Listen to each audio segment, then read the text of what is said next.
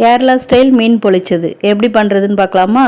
வவால் மீன் தான் வாங்கிட்டு வந்துட்டு இருந்தேன். அதில் பேசிக் மசாலா போட்டு ஃபஸ்ட்டு தேங்காய் எண்ணெயில் ஃப்ரை பண்ணி எடுத்துக்கலாம்.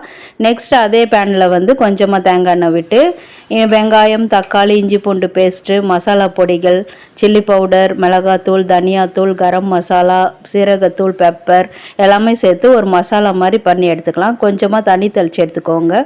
அப்புறமா வாழை இலையை எடுத்து கொஞ்சமாக ஹீட் பண்ணிவிட்டு அதுக்கப்புறமா அந்த மசாலா வச்சு மேலே மீனை வச்சு மறுபடியும் மேலே மசாலாவை வச்சு மூடி நல்லா ஒரு நூலில் கட்டி எடுத்து நல்லா ஃப்ரை பண்ணி எடுத்துட்டிங்கன்னா ரொம்பவே சூப்பரான நம்மளோட மீன் பொளிச்சது தயாராகிடும்.